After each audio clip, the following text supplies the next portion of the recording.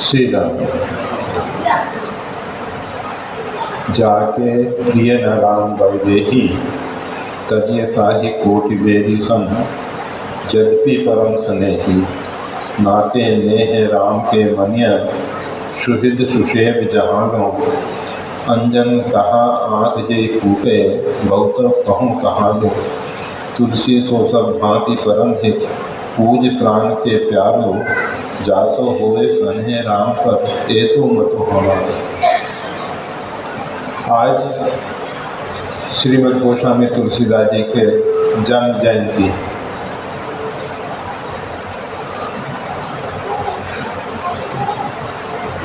इस भूमंडल पे समय समय पे परमात्मा अपने प्रेमी भक्तों को, संतों को कुछ विशिष्ट शक्ति प्रदान करके भेजते रहते हैं। जिस समय इस्लाम धर्म के अनुयायी कट्टरपंथी जो वास्तविक में इस्लाम को समझते ही नहीं थे परंतु अपने आप को मुसलमान मानते थे। मुसलमान शब्द का अर्थ होता है मुसल्लिम ईमान, जो अपने ईमान पे मुसल्लिम है, आरूढ़ है, वो मुसलमान है। जो अपने ईमान से भटक गया है वो बेईमान है। परंतु कुरान में जो आयतें लिखी गई, कहा जाता है मोहम्मद साहब रात्रि में सोते थे, उस समय खुदा का संदेश उनके पास आता था। वो पैगाम्बर कहलाए, खुदा का पैगाम, खुदा का संदेश, उसको वो सुबह बोलते थे। वो लिपिबद्ध किया गया, उसी का नाम कुरान है। होता क्या है, हमारा अंतःकरण जितना साफ और स्वच्छ होता है उतना ही परमात्मा का संदेश हम स्पष्ट रूप में समझ पाते हैं। परमात्मा का जो संदेश है वो तो सही है। आप देखते हैं यहाँ विंडो में कांच लगा हुआ है। कांच अगर पारदर्शी है तो प्रकाश जैसा है वैसा अंदर आ जाता है। अगर कांच के ऊपर धूल जमी हुई है तो प्रकाश में धूमिल दिखाई देता है। हरा रंग का कांच है, उसमें हरित आभा दिखाई देती है, नील आभा दिखाई देती है, पीत आभा दिखाई देती है। तो ये सब कांच के ऊपर निर्भर करता है। प्रकाश जो है जैसा है, इसी प्रकार से जो परमात्मा का संदेश है वो तो सही है। आत्मा की आवाज़ सही है, परमात्मा की आवाज़ सही है, परंतु जब तक हमारा अंतःकरण शुद्ध नहीं हुआ, इसीलिए हिंदू सनातन धर्म में अंतःकरण शुद्धि पे बहुत अधिक बल दिया गया है। अंतःकरण शुद्ध होना चाहिए जिससे हम परमात्मा के संदेश को समझ सकें। हमारा हृदय राग द्वेष से ग्रसित है तो संदेश में भी उसकी कहीं ना कहीं झलक दिखाई दे जाएगी। तो कुरान जो लिखा गया, मोहम्मद साहब के अंदर जो खुदा का पैगाम आता था उसको उन्होंने बोला और वो सवेरे लिपिबद्ध किया गया।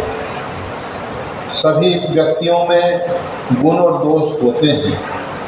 मोहम्मद साहब में भी कुछ गुण विशेष थे।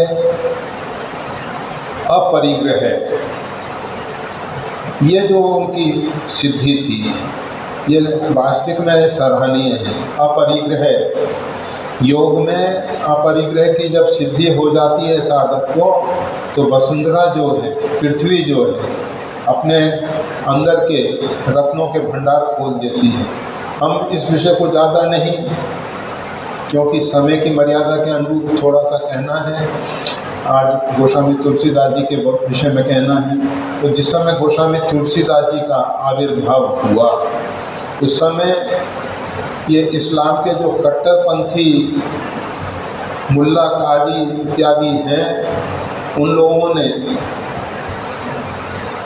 कुरान के गलत अर्थ किए थे।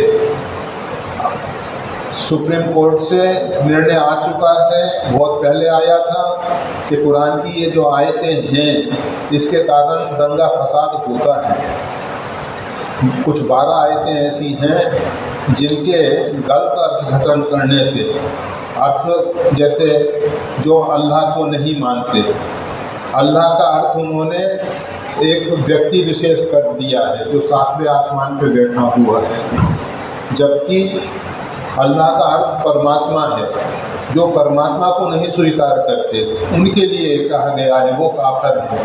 परंतु उन लोगों ने जो इस्लाम को नहीं मानते, जो अल्लाह को नहीं मानते, इस्लाम एक मजहब, एक संप्रदाय को नहीं मानने वाले, वो सब काफिर उनकी दृष्टि में हो गए।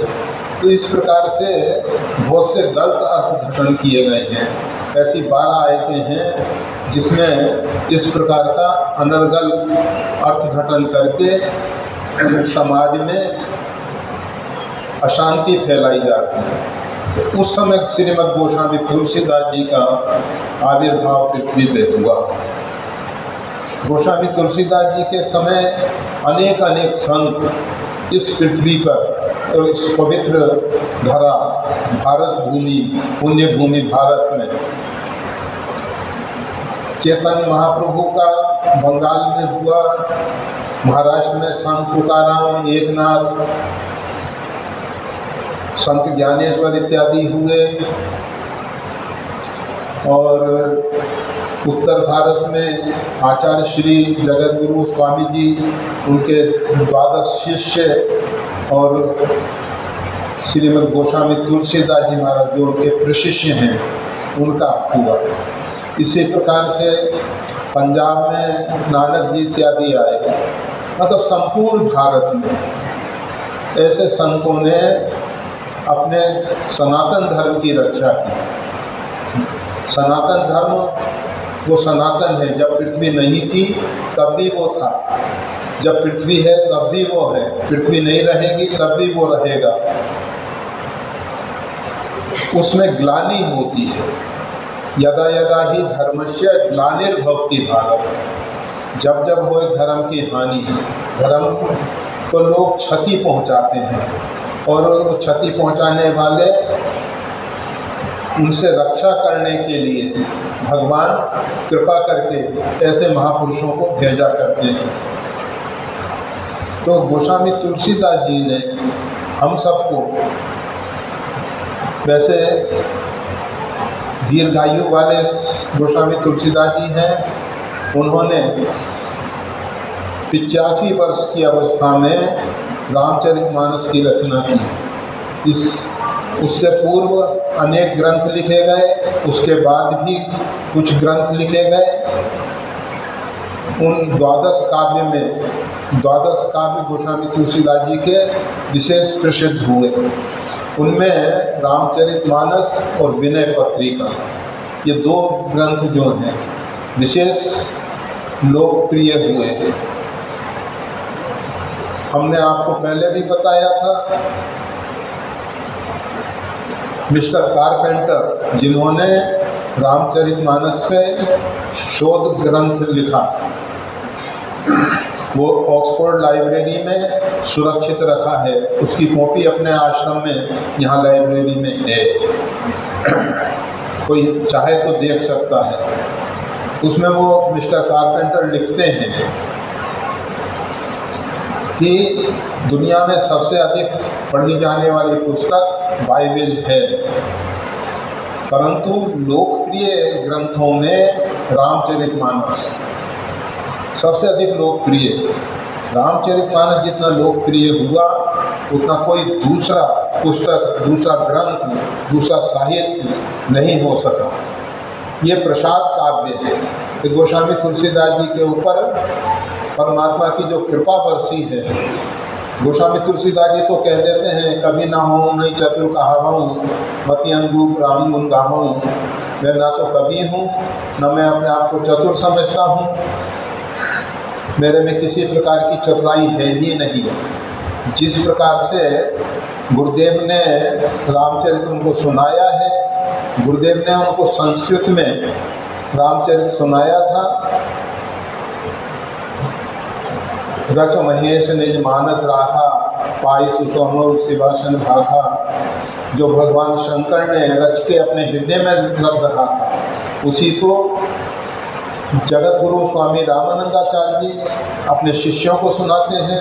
उसमें स्वामी नरहरियानंद जी महाराज श्रवण करते हैं और वही चरित्र गोस्वामी तुलसीदास जी को सुनने का सौभाग्य प्राप्त होता है।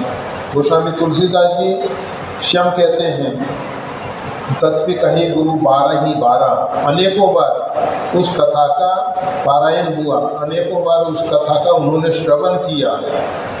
समझ परी कछ मति अनुसारा, तब मैं रहूँ अति अचेत। वो कहते हैं उस समय मेरी बाल्यावस्था थी, मैं उस समय बहुत कुछ नहीं समझ सका, फिर भी गुरुदेव की कृपा से जो मैंने चरित्र सुना समझा, भाषा बद्ध करूँ मैं सोई, मैं उसको भाषा में आबद्ध कर रहा हूँ। तो ये रामचरितमानस बड़ा पवित्र ग्रंथ है। और ये जो विनय पत्रिका है, विनय पत्रिका में गोस्वामी तुलसीदास जी ने अपना हृदय खोल के भगवान के सामने रख दिया है। ऐसा कहा जाता है, गोस्वामी तुलसीदास जी कलिकाल के द्वारा बहुत अधिक परेशान हुए, जो कि हमेशा देखा जाता है संतों के जीवन काल में हम उनको बहुत परेशान कर देते हैं और उसके बाद उनकी समाधि पूजते हैं, उनके ग्रंथों की पूजा करते हैं। रामचरितमानस को लेके गोस्वामी तुलसीदास जी के समय अनेकों बार अनेक प्रकार के वाद विवाद खड़े हुए, परंतु भगवान शंकर ने जब उस पर सत्यम शिवम सुंदरम लिख दिया, हस्ताक्षर कर दिए और अनेक विद्वानों के द्वारा भी उसके समर्थन में कहा गया, तो लोग निरुत्तर हो गए। फिर उस ग्रंथ को ही नष्ट करने की चेष्टाएं की गई, परंतु भगवत कृपा से वो ग्रंथ बच गया। गोस्वामी तुलसीदास जी की जो हस्तलिखित कृति है वो तो अभी तक उपलब्ध नहीं हो सकी है।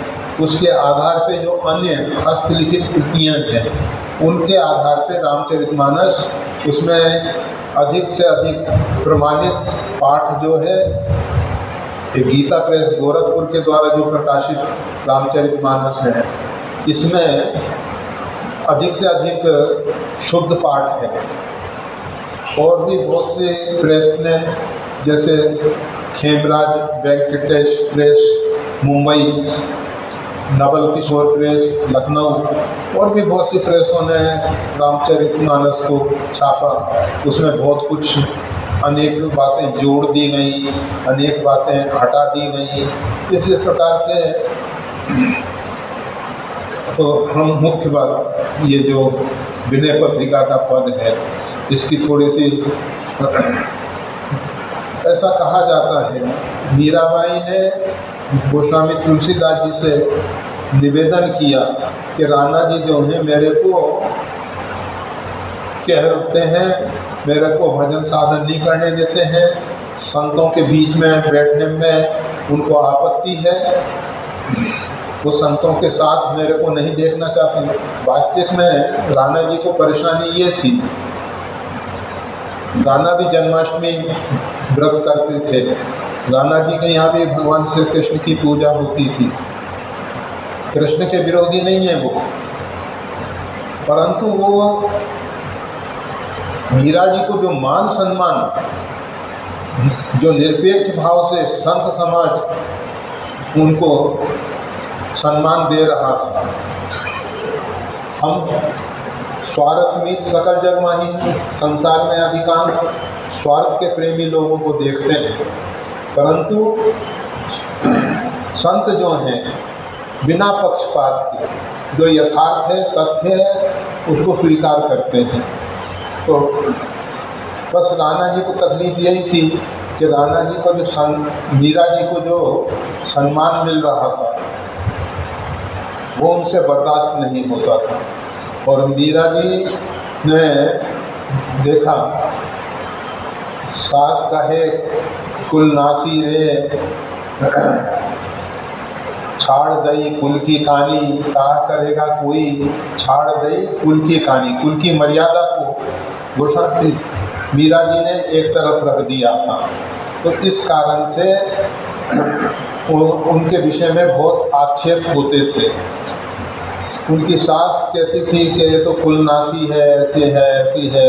राणा जी विरोध में थे ही, मीरा जी को मारने के लिए हलाहल बिस्तर को दिया गया, अनेक प्रकार की कुचेष्टाएं की गई। तो मीरा जी ने परेशान होके श्रीमद् गोस्वामी तुलसीदास जी के पास पत्र लिखा कि ऐसी स्थिति है, ऐसी स्थिति में मेरे को क्या करना चाहिए। उसी के संदर्भ में गोस्वामी तुलसीदास जी ने ये पद लिख के भेजा, जाके प्रिय न राम वैदेही तजियता ही कोटि वेदी सम जत्ति परम सने। अगर हमारा कोई परम स्नेही क्यों न हो, हमारा कितना निकट का संबंधी क्यों न हो, परंतु उसको भगवान श्री सीताराम जी प्रिय नहीं है, भगवान श्री सीताराम जी के चरणों में उसका प्रेम नहीं है, अनुराग नहीं है, तजिए ताही कोटि वेदिसम, उसको करोड़ों शत्रु के समान त्याग कर दो। तजो पिता प्रहलाद विभीषण बंधु भरत महतारी आदि उदाहरण दिए उन्होंने। और अंतिम में नाते नेह राम के मनियत सुहृद सुशेब जहानो अंजन का आँख जी टूटे तो कहूँ कहानो। अंतिम में उन्होंने कहा कि जितने भी संसार के नाते हैं, जैसे हमारे यहाँ हिंदू सनातन धर्म में सबसे पहले कहा जाता है मातृ देवो भव, पितृ देवो भव, आचार्य देवो भव, आतिथ्य देवो भव, परस्पर देवो भव, और सबसे अंतिम में आत्मदेवो भव। ये सोपान है, एक सोपान। सबसे पहले परिचय हमारा माता से होता है, तो कहा गया मातृ देवो भव, माता को देवता के तुल्य, देवता अर्थात दिव्य जीवन जिसका है, अलौकिक जीवन जिसका है। लौकिक में स्वार्थ मीत सकल जग माही, अलौकिक जो दिव्य जीवन है उसको जीने वाले देवता कहे जाते हैं। तो माता जो है लौकिक दृष्टि से न देखी जाए, लौकिक दृष्टि से न उसका सेवा की जाए, उसको देव भाव से, उसके अंदर जो देवत्व है, जिस प्रकार से वो निस्वार्थ भाव से बच्चे की गंदगी को अपने हाथ से साफ करके, बच्चे को साफ स्वच्छ करके, निर्मल करके, अपना पायपान करा के उसको रिष्ट पुष्ट बनाती है, उसको अच्छे संस्कार देती है, तो उसमें लौकिक दृष्टि से उस माँ को ना देखा जाए। इसी प्रकार से पिता जो बच्चे के भविष्य के लिए, उज्जवल भविष्य के लिए सब कुछ करते हैं, उनके अंदर भी देवत्व का भाव रखा जाए। उसके बाद आचार्य जिनके द्वारा हमको शिक्षा मिलती है, उनके प्रति हमारा देवत्व का भाव हो।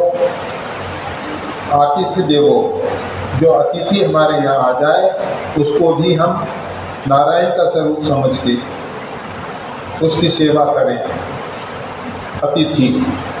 और फिर परस्पर देवो हो, फिर आपस में एक दूसरे के अंदर परमात्मा का, देवत्व का भाव रखें। और सबसे अंतिम में आत्मदेवो हो, अपने अंदर का जो देवता है अर्थात जो चेतन है, परम चेतन है, और उस चेतन को देखें और उस चेतन को प्रकट करके उस चेतन का सानिध्य सामीप्य पाके उसमें स्थिति हो जाए। तो ये सोपान, इन सोपान के माध्यम से हम आगे बढ़ते हैं। तो गोस्वामी तुलसीदास जी कहते हैं, नाते नेह राम कर मनिया, ये जितने भी संबंध हैं ये राम जी के कारण मान्य हैं। आप सब जानते हो, अगर किसी के शरीर से उसके अंदर की चेतना पुर्यष्ट का निकल जाती है तो उस मुर्दे को हम अग्नि को समर्पित कर देते हैं, उसके अंत्येष्टि करते हैं, अंतिम संस्कार करते हैं, अंतिम इष्टि करते हैं। ये सब जितने भी नाते नेह हैं ये राम के नाते माने जाते हैं। राम क्या है? प्राण के प्राण, जीव के जीव, आत्मा के आत्मा।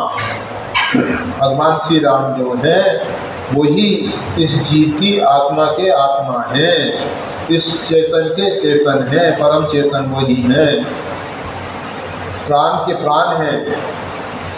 वो जो परमात्मा है उनके नाते हम सब संबंधों को जोड़ते हैं, सब संबंधों को मानते हैं और इन संबंधों के माध्यम से हम उस परम चेतन तक पहुँचते हैं। अगर मान लीजिए नेत्र की रक्षा करने के लिए अंजन है, उस अंजन से आँख ही फूट जाए तो वो अंजन काजल किस काम का? इसी प्रकार से इन नेह नातों के कारण हम परमात्मा से विमुख हो जाएं, हम परमात्मा से दूर चले जाएं, तो ये नेह नाते किस काम के?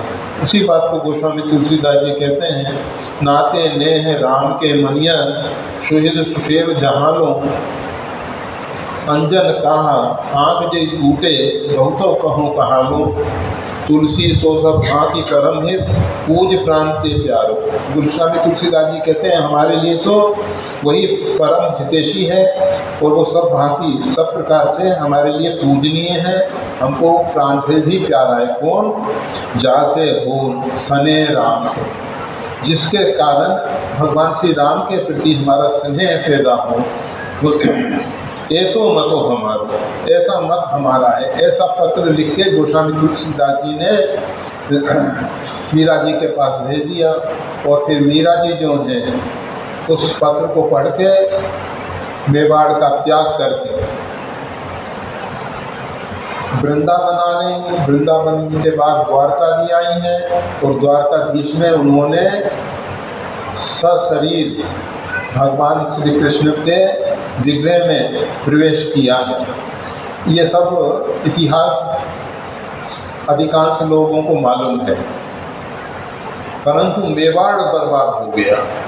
जब मेवाड़ को छोड़ के मीरा जी वहाँ से प्रस्थान कर दी तो उसी समय ये मेवाड़ के राणा महाराणा सांगा, संग्राम सिंह जी, जिनको महाराणा सांगा कहते हैं, संग्राम सिंह जी थे जिन्होंने मुगल बादशाहों से टक्कर ली और मेवाड़ की रक्षा की। मेवाड़ हरा भरा बहुत शुभ अच्छा राष्ट्र के रूप में था, अच्छे देश के रूप में था, परंतु मीरा जी के जाने से, मीरा जी का वहाँ से प्रस्थान कर देने के बाद मेवाड़, परंतु राणा संग्राम सिंह जी ने मीरा जी को कोई कष्ट नहीं दिया।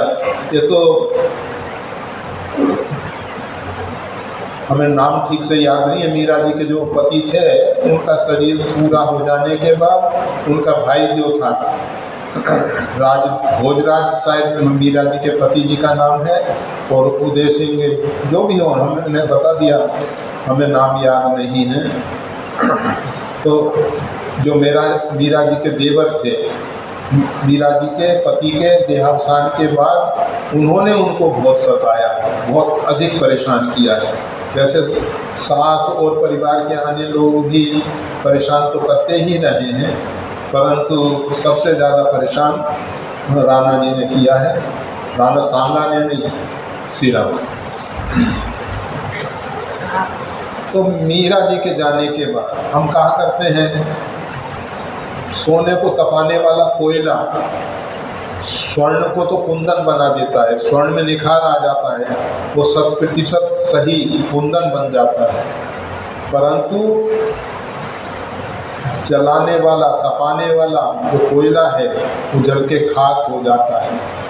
तो जो भी संतों को, जो भी साधु प्रकृति के लोगों को, संत प्रकृति के लोगों को, मतलब समाज को, व्यक्ति में सभी आ जाते हैं, महिला पुरुष, बाल ब्रह्मचारी, गृहस्थ, सब आ जाते हैं।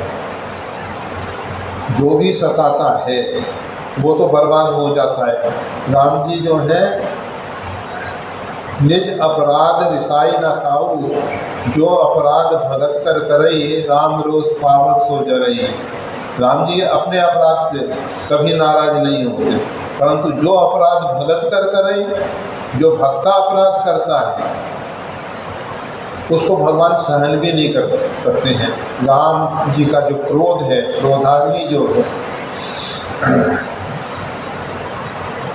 करोड़ों यमराज के समान भगवान का क्रोध है। तो भगवान साधारण रूप में तो कभी क्रोधित नहीं होते हैं, परंतु भक्त अपराध, रावण के विषय में भी आप जानते हैं, रावण ने जब विभीषण के ऊपर शक्ति चलाई, जब हनुमान जी के रूप में माया को खड़ा कर दिया, अनेक हनुमान, और भगवान श्री राम को माया के बने हुए हनुमानों को हटाना पड़ा, बस तब उनको क्रोध आया कि अब ये तो मेरे भक्तों के आड़ में, ओट में अपराध कर रहा है और मेरे भक्तों के ऊपर शक्ति प्रहार कर रहा है। भगवान ने विभीषण की शक्ति तो स्वयं अपने हृदय पे ले ली, और हनुमान जी के रूप में जो माया के हनुमान बने थे उनको दूर किया गया, और दूर करने के बाद फिर रावण का वध होता है। तो भगवान निज अपराध रिसाई न, अपने अपराध से कभी नाराज नहीं होते। मीरा का जो अपराध मेवाड़ में हुआ, उसके कारण मेवाड़ बर्बाद हो गया, मेवाड़ नष्ट हो गया। तो हम सब के लिए भी ये परंतु जाके प्रिय न राम वैदेही, कोई कुरान की तरह गलत अर्थ न कर देना कि राम वैदेही अर्थात परिपूर्णतम ब्रह्म भगवान श्री राम और आदिशक्ति भगवती जगदम्बा पराम्बा श्री सीता जी। अब इनके रूप अनेक हो सकते हैं, अनेक रूप में भगवान श्री राम और भगवती आदिशक्ति जगदम्बा अनेक रूप में है। तो किसी भी रूप में कोई भी व्यक्ति उनकी आराधना उपासना करता है तो वो राम जी का ही प्रेमी है। ऐसा नहीं कि वो कृष्ण उपासक है, वो शिव उपासक है, वो स्वामी नारायण वाला है, वो अमुक है, मोक्ष मार्गी है, ये है, वो है। किसी रूप में, किसी भी प्रकार से भगवान की आराधना उपासना करता है। आज सबसे बड़ी समस्या हिंदू सनातन धर्म के सामने यही है। हिंदू समाज जो है असंख्य शाखाओं में बंट रहा है और आपसी बेमनस्ता के कारण आज हिंदुओं पे जो अत्याचार बांग्लादेश में अभी हो रहा है और हिंदू भाई उसको मूक बन के कुछ बोल भी नहीं रहे हैं और देख के भी अनदेखी कर रहे हैं। अगर इस्लाम के अनुयायी के ऊपर इस प्रकार के अत्याचार होते वो सब समाज एक हो जाता। सिखों में अगर ऐसा होता तो सब एक हो जाते, परंतु हिंदू सनातन धर्म के अवलंबी आपसी बेमनस्ता के कारण, आपस में सौहार्द प्रेम का भाव न होने के कारण, व्यक्तिगत स्वार्थों को लेकर हम सब अपना व्यक्तिगत स्वार्थ को देखते हैं। हम सब देश को नहीं देखते, हम सब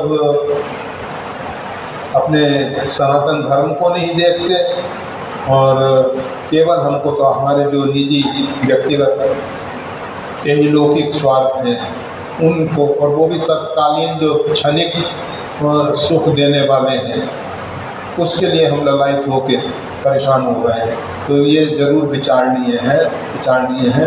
इस पद पे ज़रूर विचार करना चाहिए और विचार करने के बाद तजेता ही कोटि पेरि सब। जो भगवान के विरोधी हैं उनको करोड़ों बेरी के समान तज दो।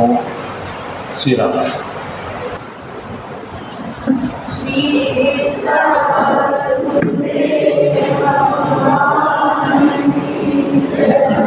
Sim.